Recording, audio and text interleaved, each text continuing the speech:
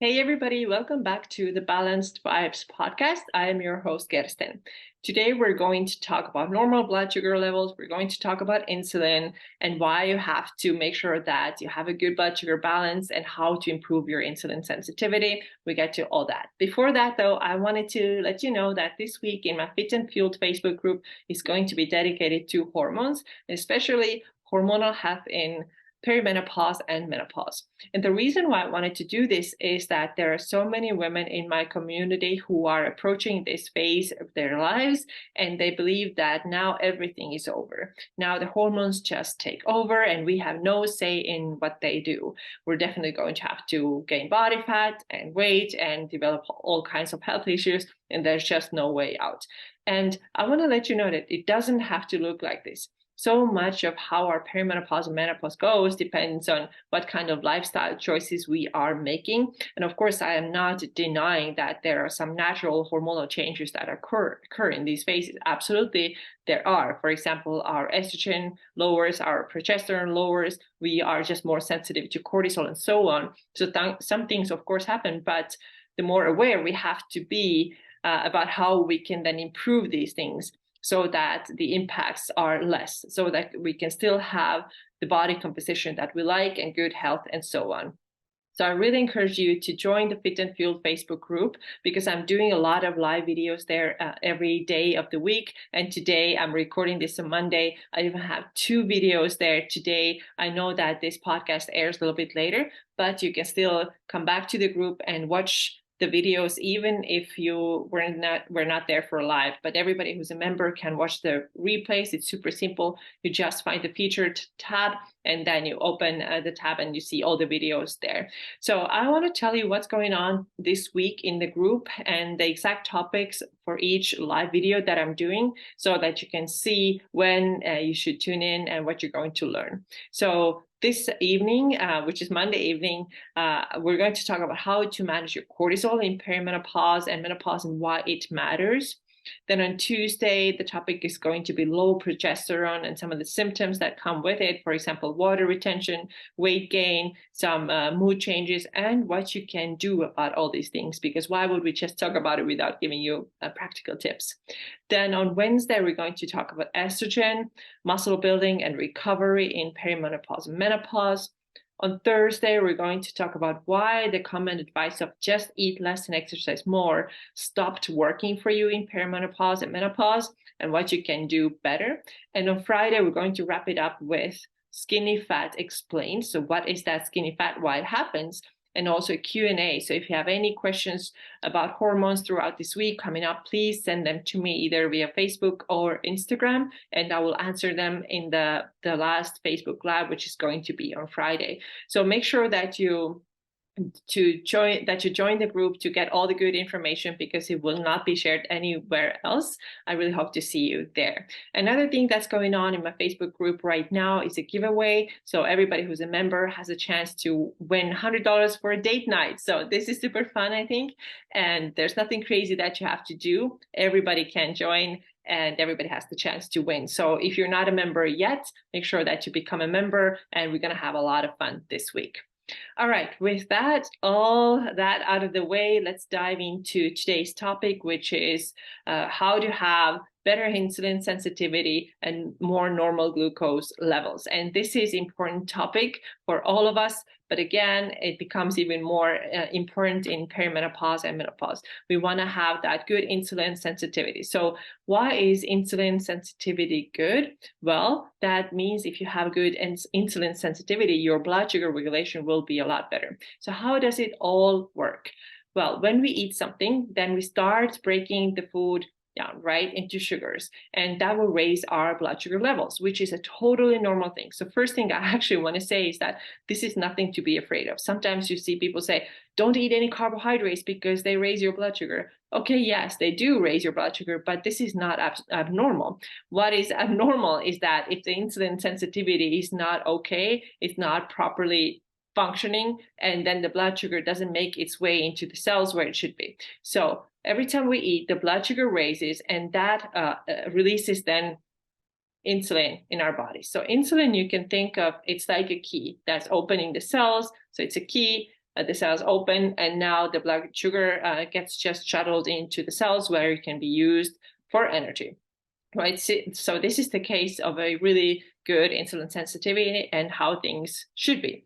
Now, if we have insulin resistance, then it means that the cells, they just don't open the door, right? It's like the insulin is there knocking the door and the cells are like, no, nothing, we're not going to open that. So this is how you end up with continuously high levels of blood sugar in your blood and also high levels of insulin, which we all know can lead to all kinds of issues. The most known, of course, is diabetes, but also heart disease and a lot of period issues as well. And this is not the situation where you want to be in. So in short, we want to make sure that we have good insulin sensitivity and we don't want to have insulin resistance, right? We want to be sensitive. We don't want to be resistant. So what are some of the things that we can do? And I covered a lot of it today in my Facebook Live. I covered a lot about the nutritional facts, the nutritional tips that we can do, eating protein, eating fiber, combining fiber and protein and fats with carbohydrates. So it's not just straight carbohydrates.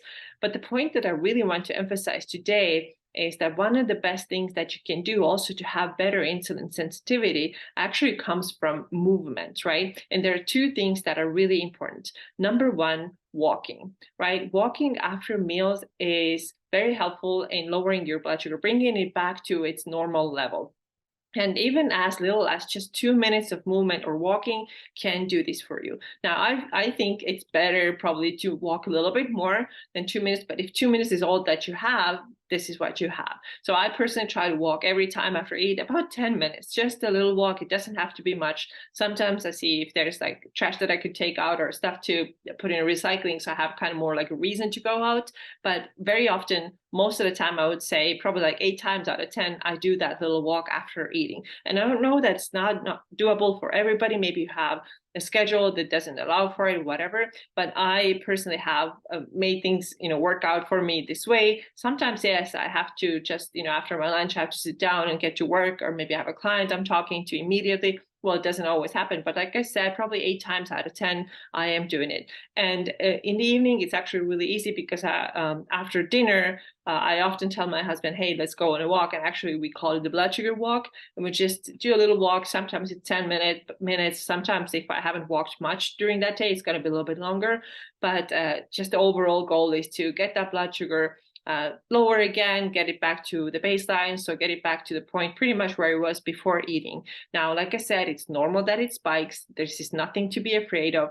But if it spikes way too high and stays up way too high, then this is a little bit of a red flag that our insulin sensitivity is not what it really should be. And I'm going to give you an example from my personal experience in a little bit. Now, the other thing that we can absolutely do, and it's very tremendously helpful if we want to improve our insulin sensitivity, is to lift weights, because that will allow us to put on muscle mass. And enough muscle mass, literally, it just functions like a sponge for blood sugar, right? It just sucks it in and uses it for energy. So the more muscle you have on the body, the more you can eat carbohydrates as well. So it's not true that you have to cut out all your carbs if you have problems with insulin sensitivity. One of the things that you can do is just build more muscle, and your body is just going to use that glucose much better. And this is so, so important, you guys. Muscle building and strength training is not just a vanity thing. I'm going to have this like the shape that I like and fat loss and all that. Yeah, that's very cool, but also for your health. You have to do this for your health. If you're not doing any resistance training right now, I really think that this has to change for that reason too, because this is your health we're talking about here.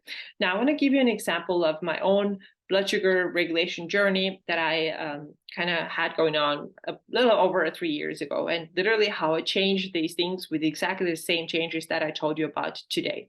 So basically it was, I think it's end of 2019 or early 2020, when I started having, I realized that I don't have exactly normal blood sugar levels either. And I was enrolled in the program where the goal was to help to figure out some period issues that I was dealing with back then.